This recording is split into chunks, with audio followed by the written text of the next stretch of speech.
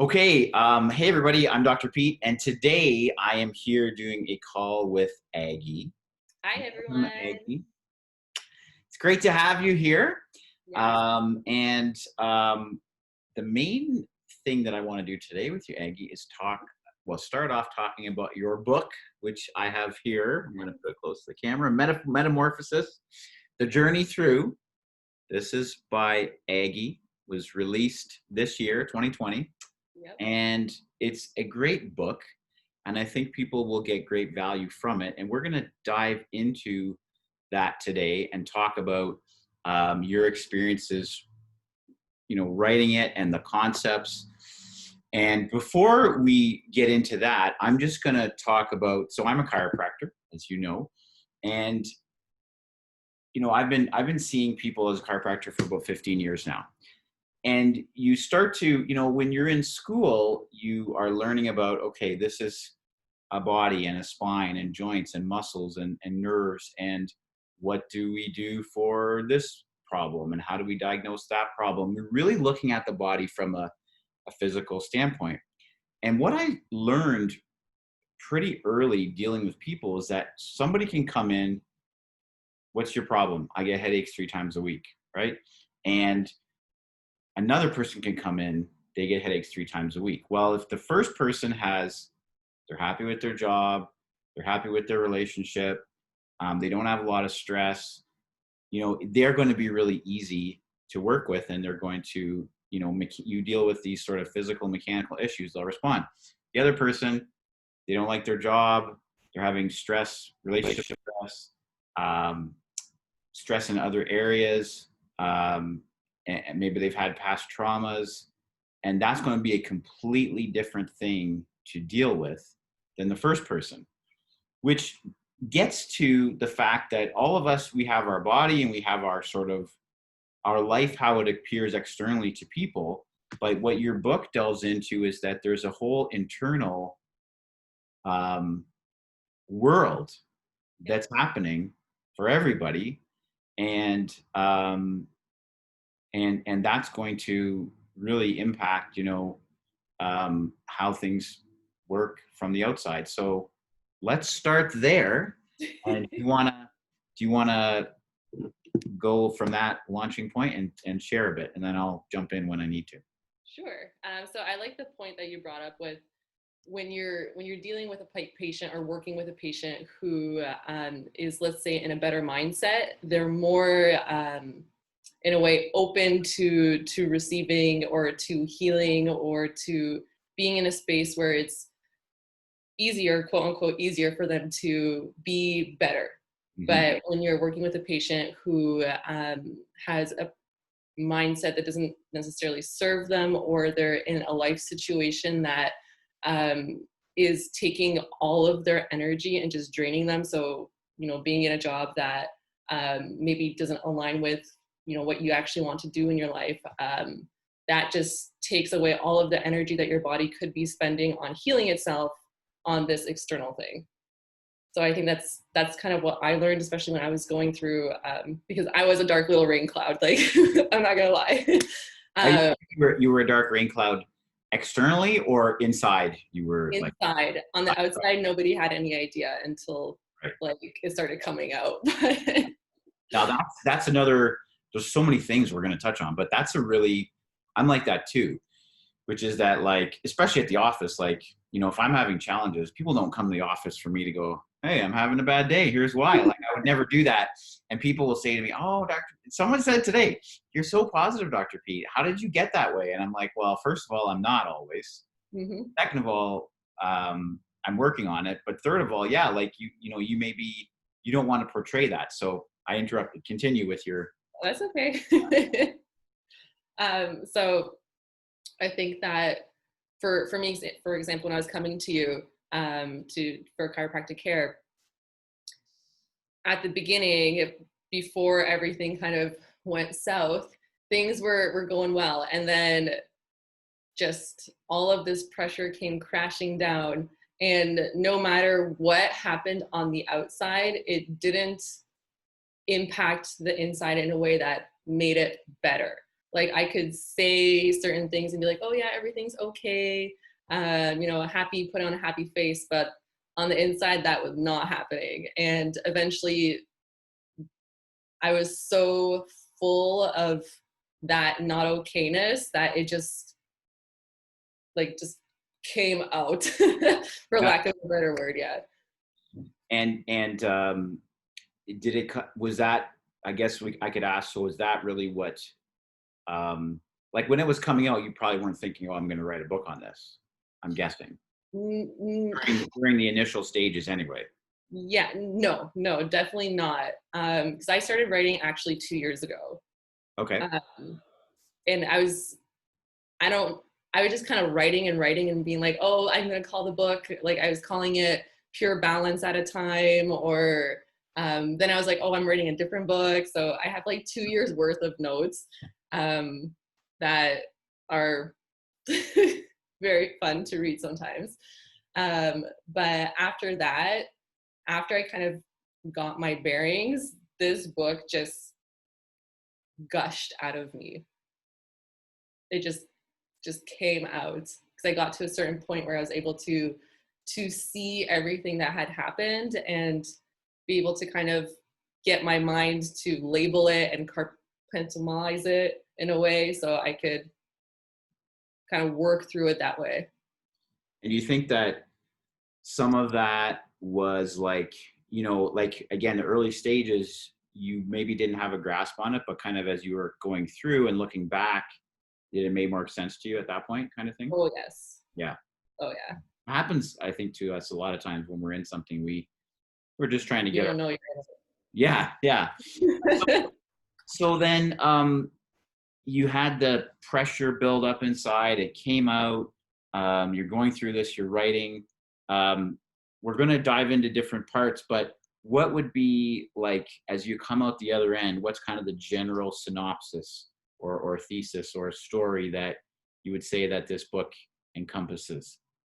It's really about being how just I'm trying to boil it down to a sentence, Yeah, but oh, that's okay. You can talk a bit about it. It's fine. I really think for at least what it did for me is that it allowed me to first focus on me because I never, like in my list of priorities, I was last, Right. last. To the point where there was a point where like I was not eating because there was no time to eat, Right. which is like such a big form of self-abuse in a way. Like, Yeah. and I Yeah. laugh about it now because I can, but Why do you think you were doing that? Like, what was in your mind more important that you had to deal with than your self-care? all of the responsibilities that I had placed on myself and the expectations I perceived the outside world to have of me and of me being a certain way to fit into a certain lifestyle, I guess Mhm. is the way to answer that. Yeah, and you said that they're perceived. So you don't really even know if, let's say, family or coworkers, you don't really know what they're thinking, but you Yeah. assume they're thinking this, they want me to do this. Yeah. Right? Yeah. So, and this just from that. So, how did you start to make your way out of that, where you started to change your perspective and started to change the way you would look after yourself? Honestly, I just didn't want to feel bad anymore. Right. Right. Yeah. I like, being in that time, I had to sit with all of the feelings that I was ignoring and didn't want to look at. So it was a very uncomfortable time, and I would say very dramatic. Yeah. It's so weird looking back at it now because you just see in a completely different perspective. Um, but at the end of the day, I'm like, I don't want to feel like this anymore. Like I'm done. That's it. Yep. And Let's that do something different. I think that's common to a lot of personal development, spiritual stories is people reach like a pressure point or a breaking point, and they may not even be sure what it's going to look like, but they know that they can't keep going the way they're going. Yep. And there's different ways people will cope with that, right? So when we don't feel good inwardly, there's many different coping mechanisms. Some people will turn to like excessive exercise. Some people will turn to drinking. Some people will turn to drugs.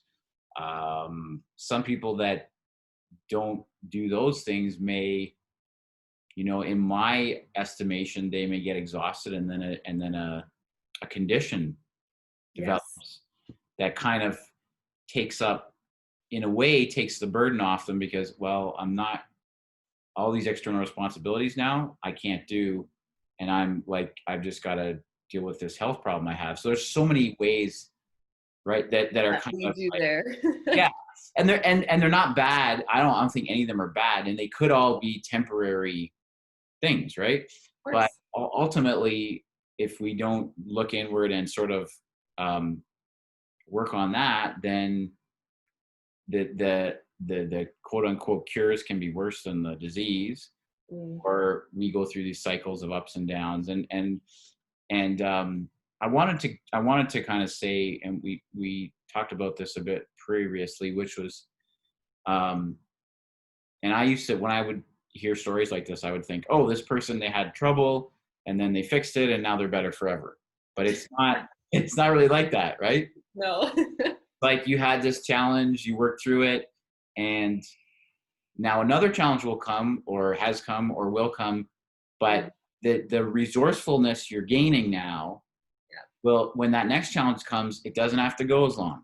It doesn't have to be as hard. It doesn't have to take as much of a toll on your health. Yep. Right.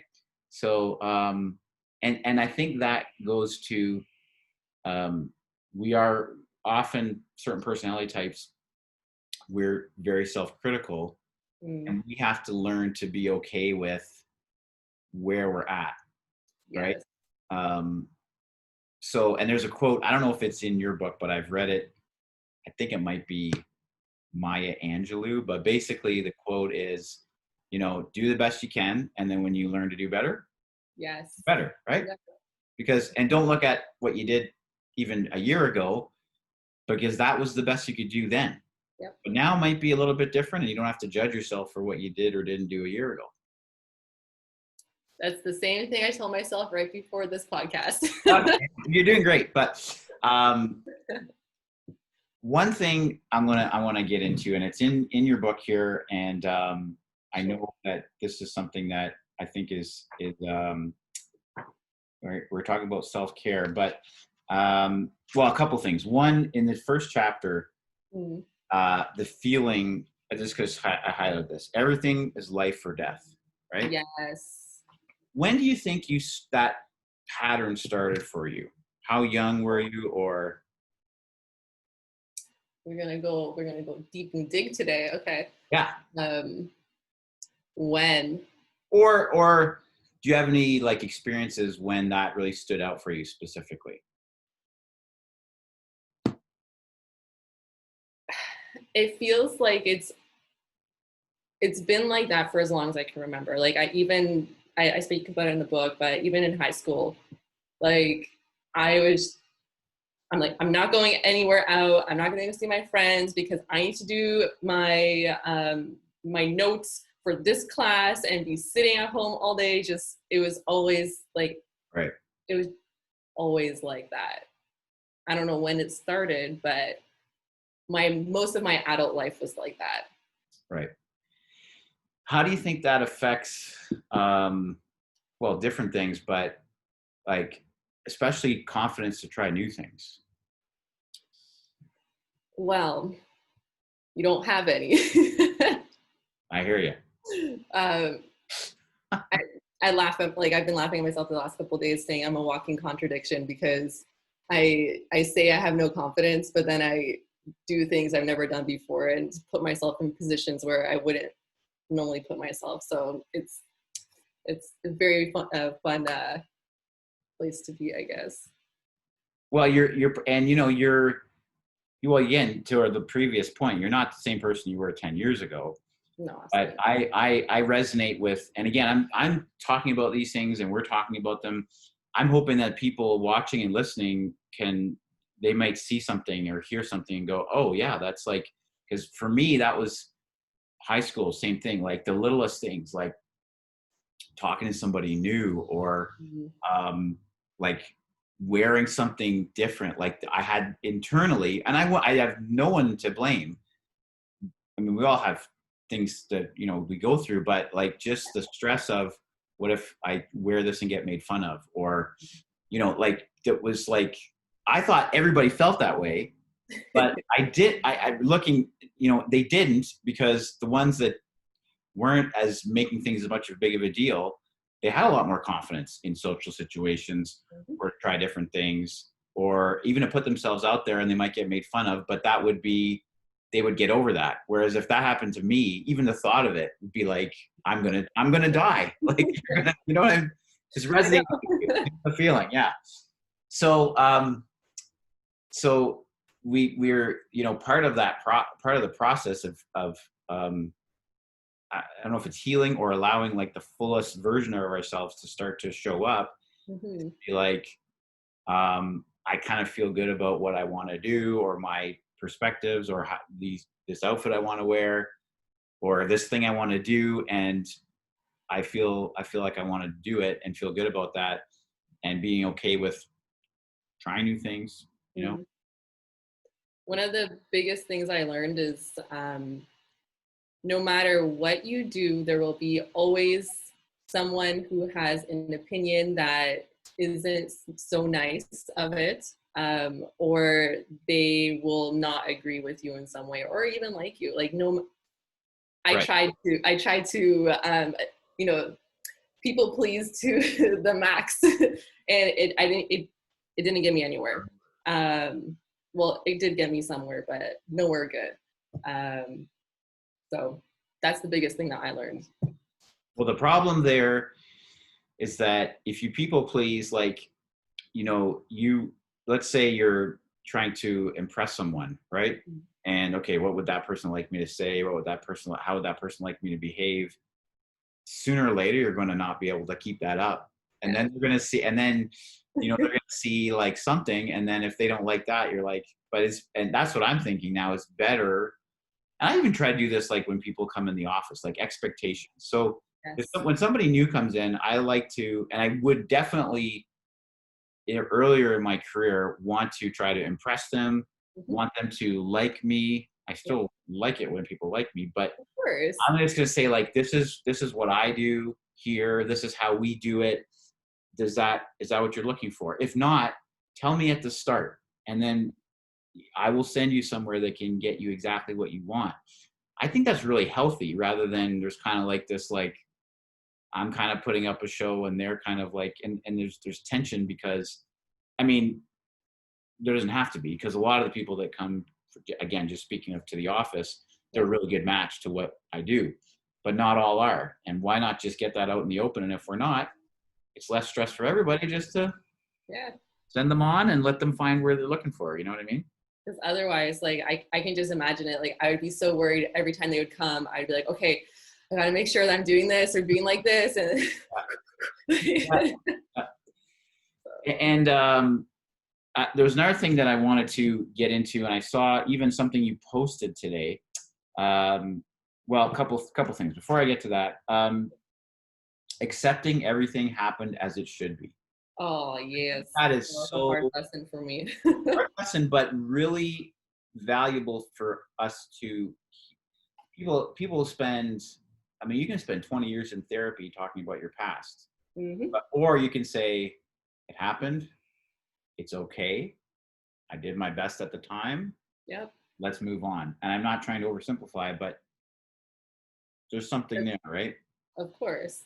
I think like because with that message and what I took from all of that was I can either I talk about it later too. It's my garbage bag of like of just emotions and trash that I'm carrying with myself. So I can either carry this trash with me and just let it weigh me down, or I can open the bag up, okay, and say, this happened, this happened, this happened. I learned this here, I learned this here, learned this here. Here's the wisdom that I'm pulling from it, and I'm letting go of the rest and taking that with me because that's a lot lighter. And then I'm smarter and wiser for the next time. So if something does happen again, I can apply it, maybe get a different outcome, and learn something new.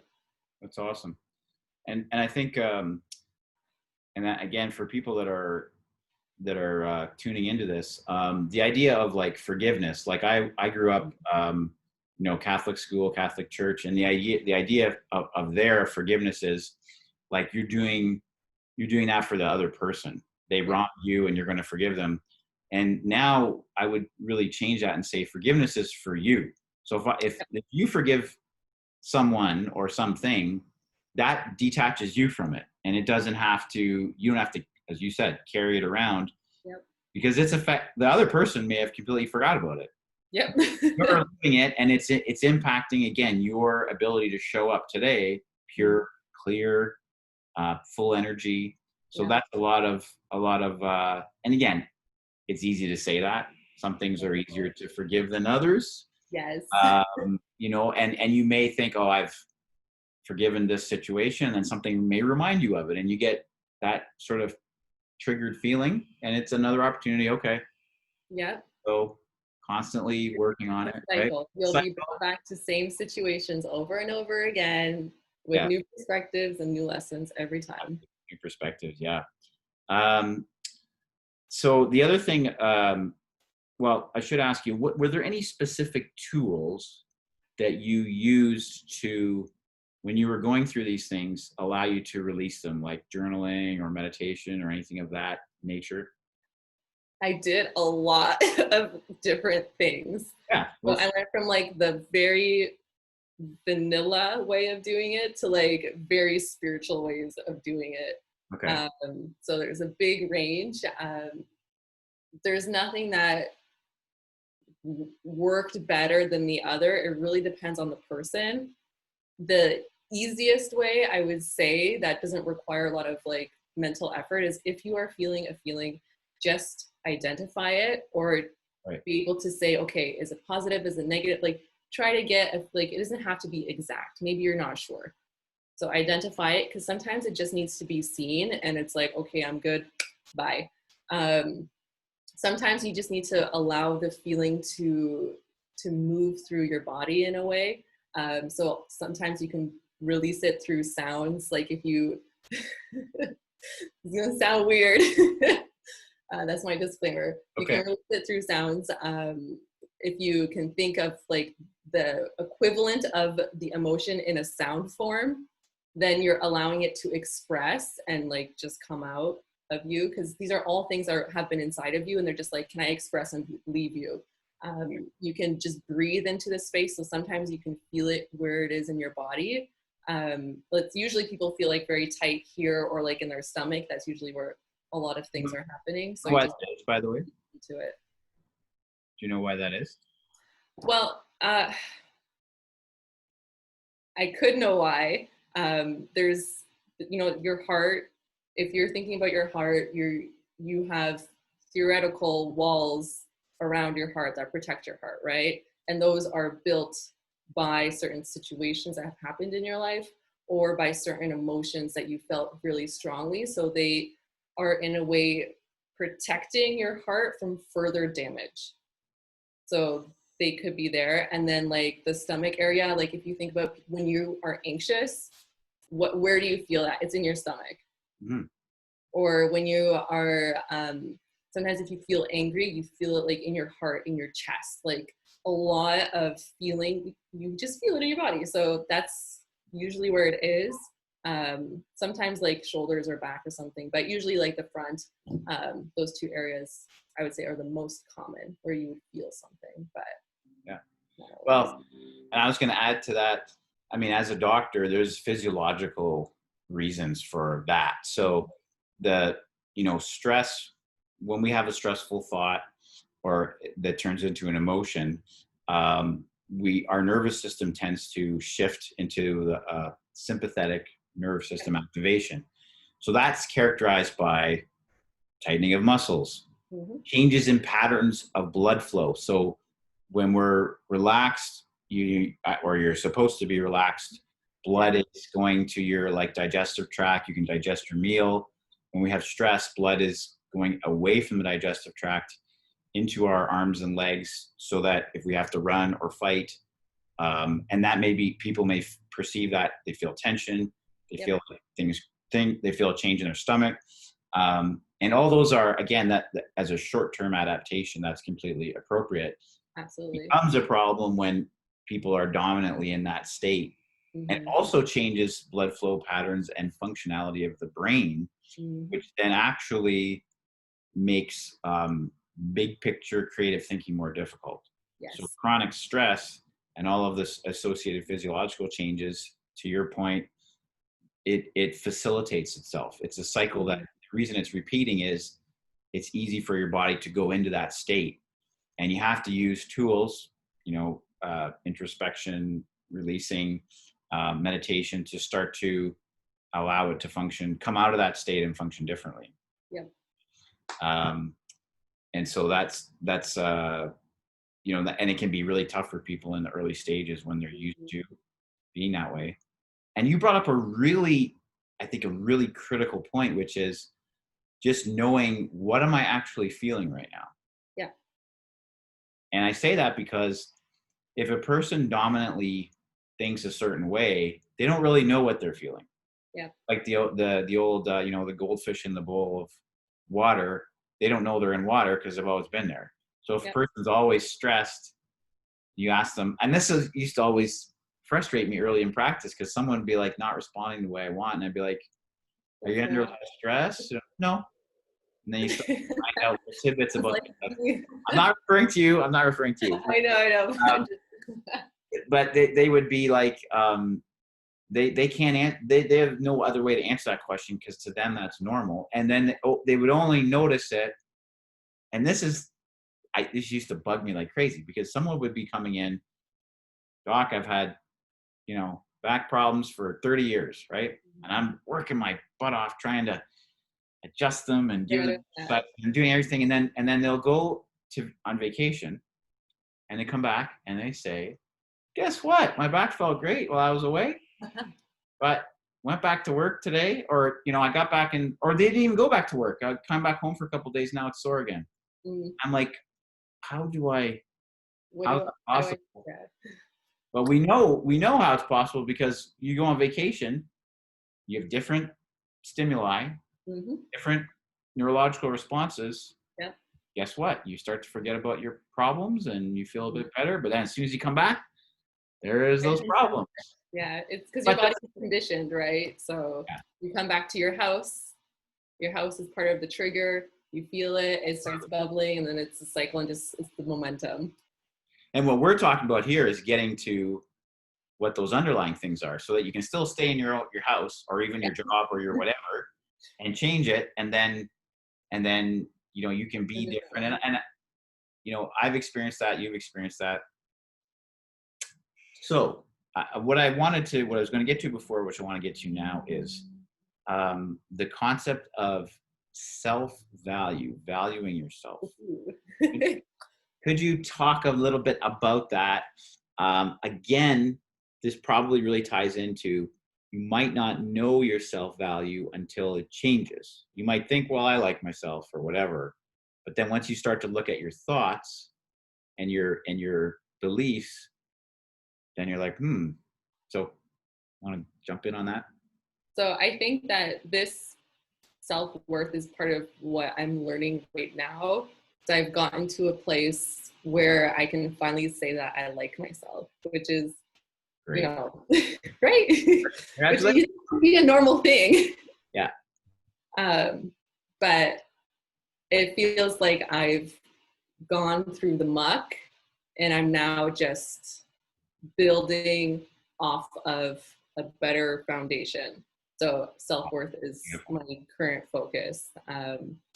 So just being, first of all, confident in yourself, and in a way that, because in my mind, I'm like, okay, well, I don't want to seem overconfident and then make people feel bad because, you know, I'm doing these certain things. Like that's the thought Yeah, process that's in the absolutely. back of my I head. get it. Yeah. So it's being able to kind of find a harmony between it, right? Because I guess it's almost like a grace to it, being confident in yourself and having that self-worth without projecting it in a way that, the word that is coming to my mind is narcissistic, but that is a very, I very think, strong word. yeah, I think I know what you're saying is that you don't want to appear like overconfident or, but you want, but you do want to, yeah. Yeah, I don't know how to describe it yet, because I'm just learning this now, Sure. and getting comfortable with it in a way. Like this is the longest time I've talked about myself in, you know, maybe not recently, but in my past, this is probably the longest time I've talked about myself. Wow. Welcome to it. You're going to be doing it a lot more. um, yeah, as I think valuing self, there's a lot of layers to that. And part of it is like, it would impact it. We know our self-worth from how we react.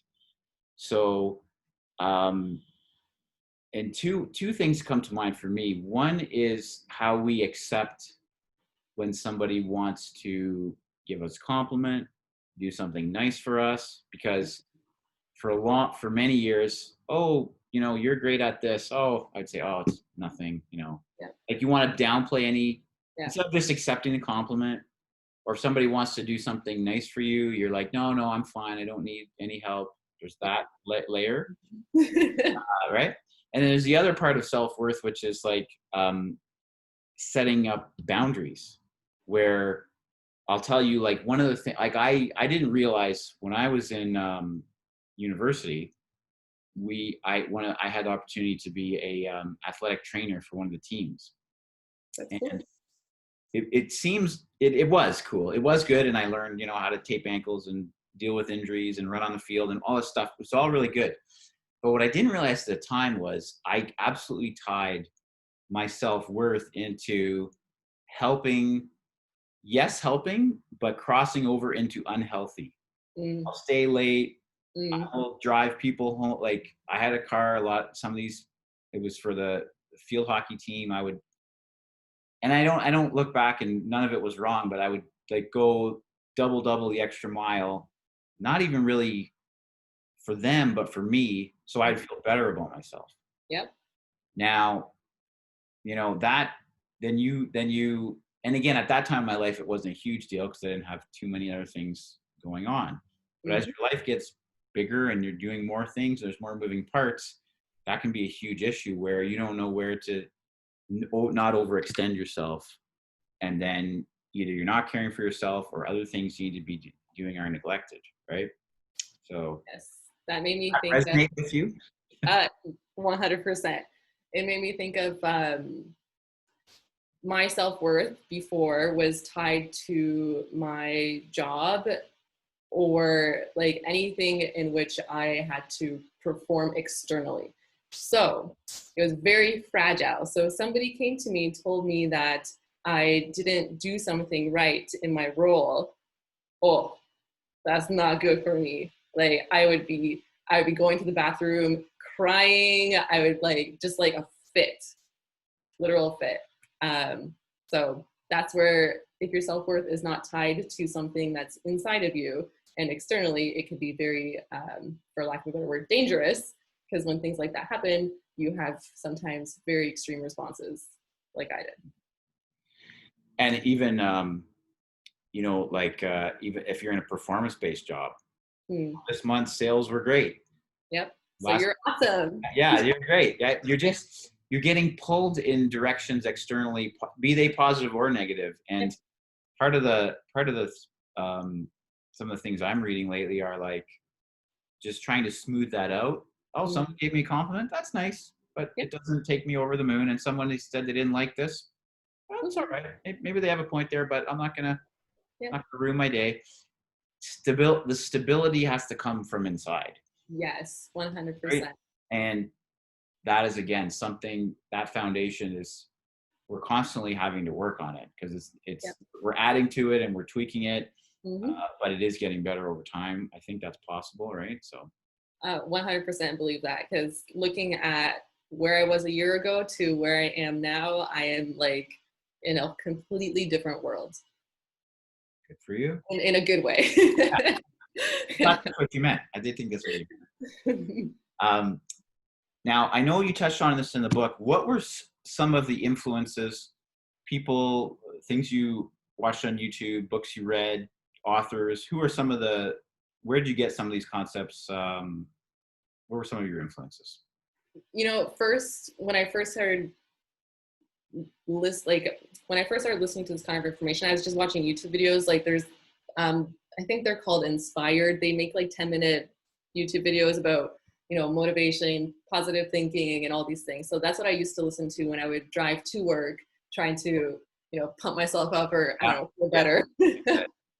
But then after I had the concussion, I kind of more focused on books around brain health, Mm-hmm. and trying to figure out how to like heal this, because I thought that if I fixed that, everything else would be better, and that was not the case, which I learned, which is okay. Really, okay, I got to stop you here. That's really important because, again, I deal with this every day with people.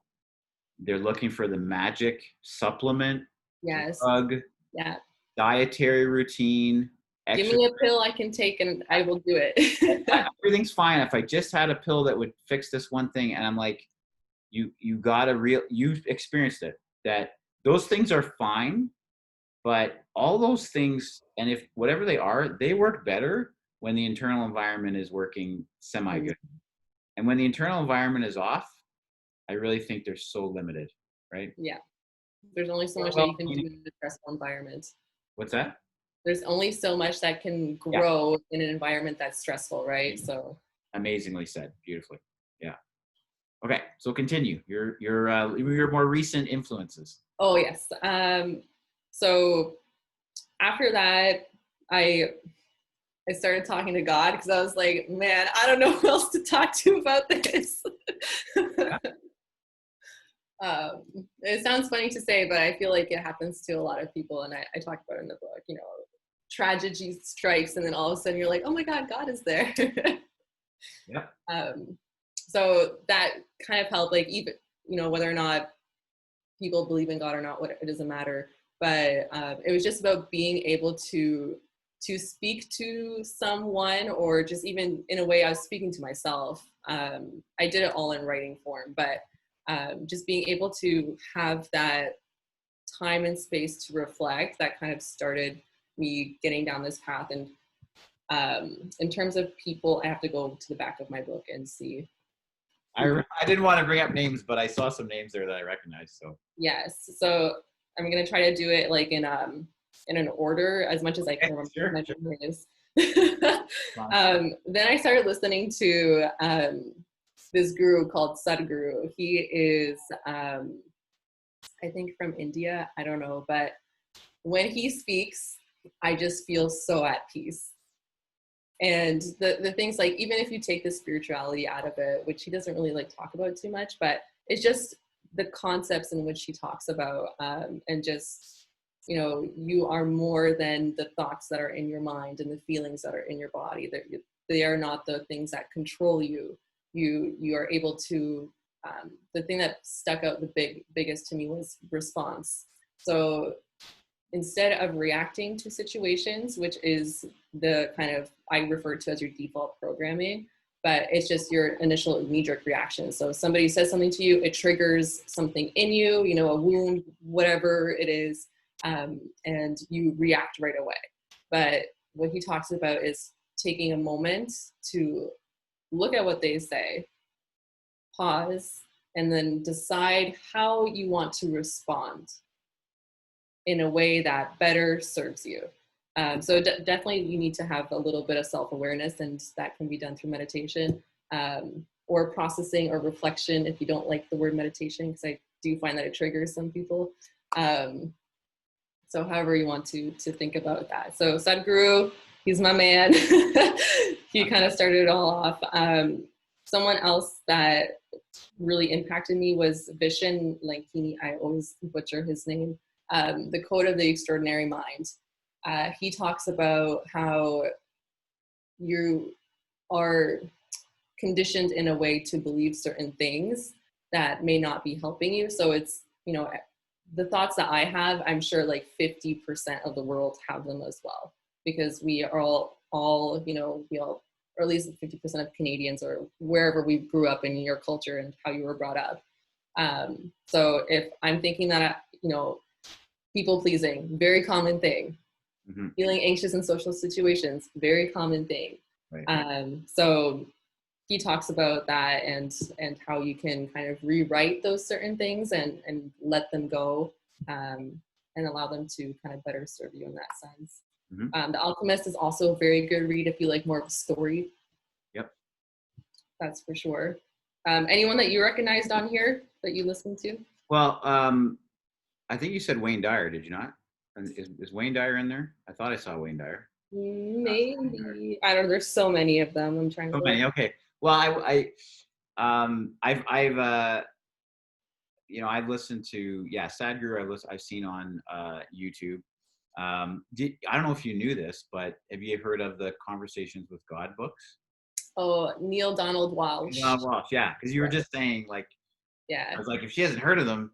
Oh no, it's in here too. Yeah. I have one of his books. Is the 25 Core Messages. There you go. Okay. Yeah. When I first read that book, it shook me, as millennial as that is to say.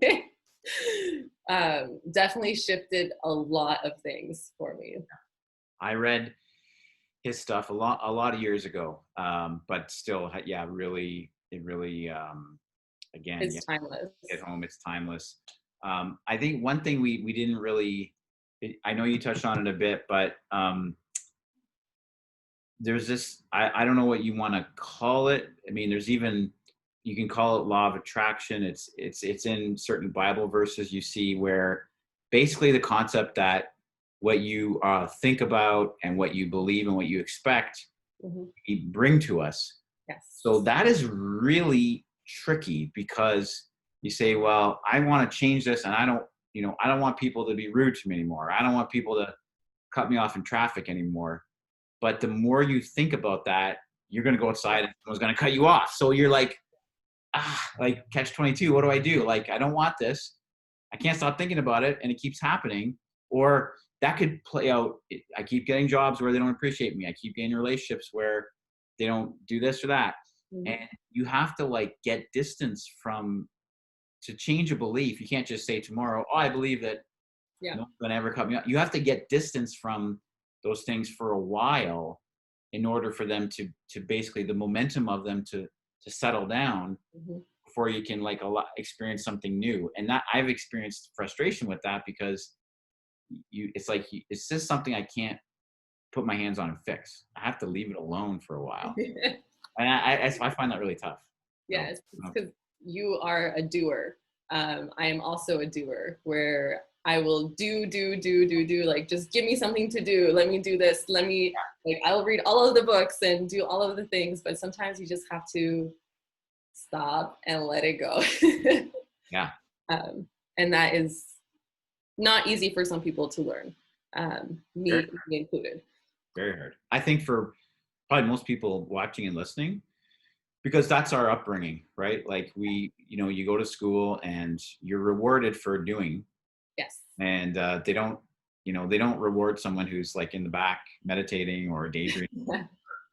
And they could be coming up with the most brilliant idea ever, but that would, and they'd be, oh, you're wasting time, you're lazy or whatever. So we're definitely culturally conditioned that way. Yeah. But if you look historically, almost all of the really big ideas or inventions or discoveries were like when people were relaxing. Yes. Or they had it in a dream, or they were going with an idea that a bunch of people said, oh, that's crazy, like you shouldn't, right? I think about this, which is the iPhone, which I love my iPhone or whatever phone, but like, it wasn't like, I was thinking like, because a lot of like sales things, they say, well, think of a product that people want. And I'm thinking like in 2000 or 2005, people weren't going, oh, I wish I had a thing I could do my bank Yeah. and I could do video. They weren't thinking that, but there was a visionary who Hmm. was thinking that. Yeah. And when it was presented, it was like, oh my gosh, now you're like, how can I live without this thing? Yep. Right? Like, or how could I go back to, I couldn't go back to life without this device. So, but if Steve Jobs had gone with how everybody else was thinking, we wouldn't have these, right? So I think that's important too. It goes along with self-value, is valuing yourself enough to go with your own intuitions, your Yep. own thoughts of, I should go this direction, even though people. There's no logic to it. Yeah, yeah.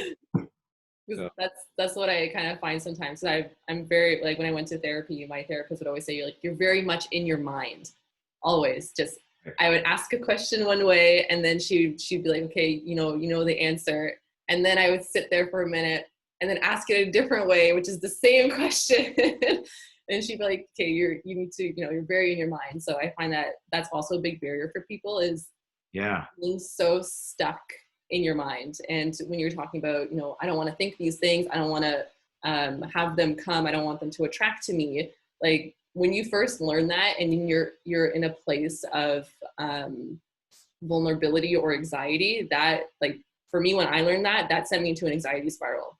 yeah. Because I was like, oh my gosh, I can't, like, my thought process at the time, because I was deathly afraid of getting or having or experiencing another concussion. I'd be like, oh my gosh, I can't stand beside the door because I'm going to turn my head too fast, and then another concussion is going to happen, and then I'm just going to keep thinking about it, or like, I can't get into my car. Like, these thoughts just race.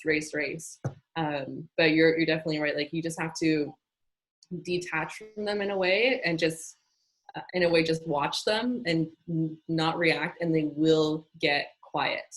They might get loud at first, like loud first. I like to call it the extinction burst, where they just get really loud, and they're like, you gotta listen to me. But if you just watch them, they will fade away, and then you can start focusing on the things that you actually want to experience. That again is completely neurologically based neuroplasticity. So from a brain standpoint, what the brain's been doing is what it's easiest for it to continue doing. So the hardest part, I've been telling, like, the last year, especially because I've had such good results with it, I've been telling most patients, I don't call it meditation for all of them, but I will even say, could you just, I'm asking you one thing. Can you sometime when you go home, sit for 10 or 15 minutes, Yep. quiet room, and Yep. breathe deeply? And Yes. the pushback I get is Yep. that either I will ask, did you do it? Oh, I didn't have time, or I don't know, whatever, Yeah. 10 minutes. Or they'll say, well, yeah, I tried, but after 5 minutes, I couldn't even stand it. I had to get up, and I couldn't do it. And it's true that the hardest part for meditation or change, or like you're saying, detachment, the first part is the hardest. Yeah. Burst, whatever.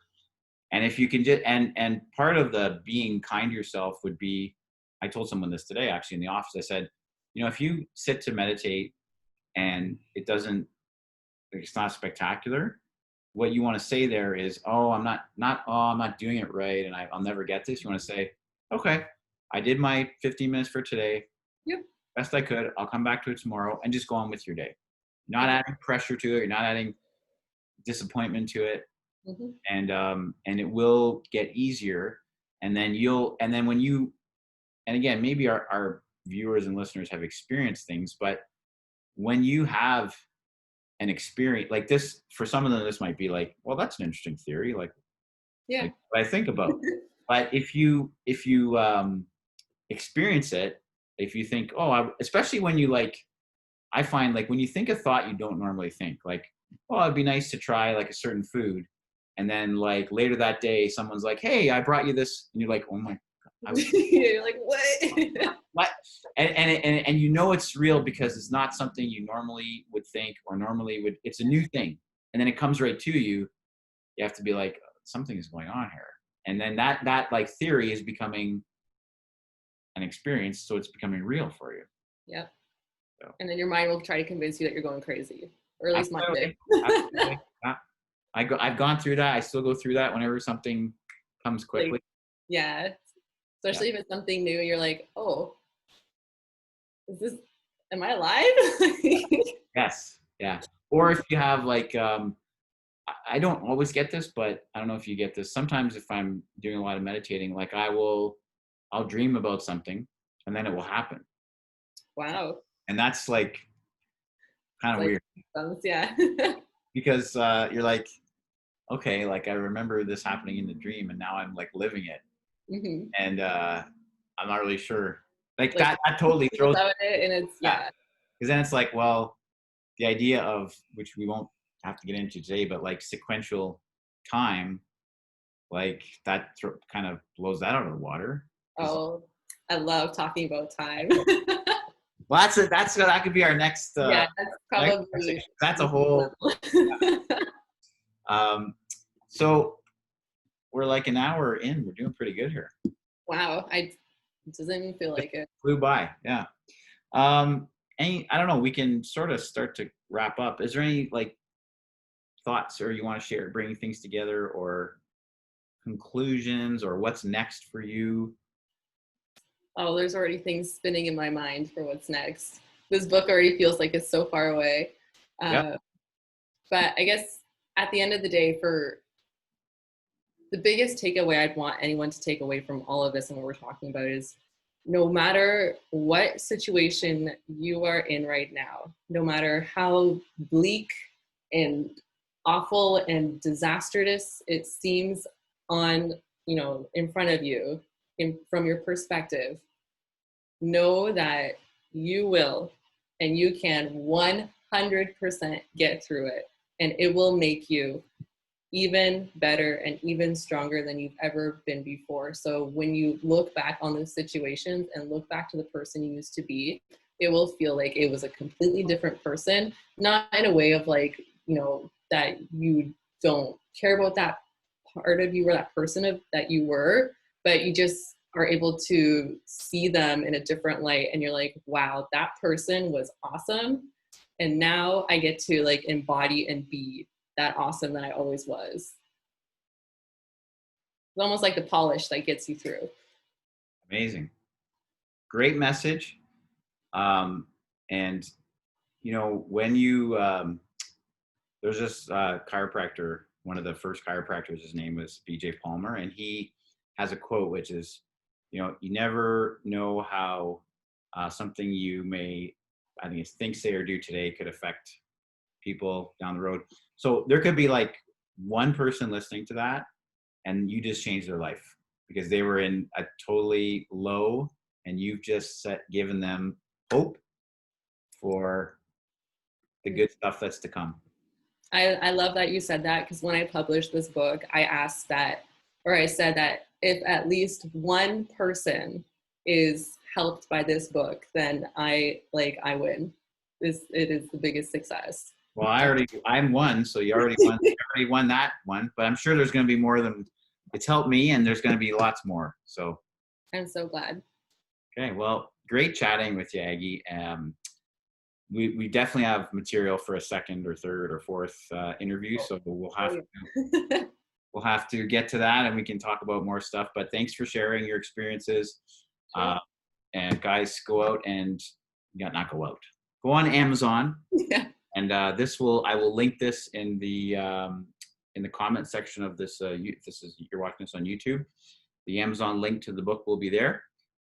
You can order that. It came to me in, I think, 3 days. It's pretty quick. Yeah, if you have Prime, it's like a day, but.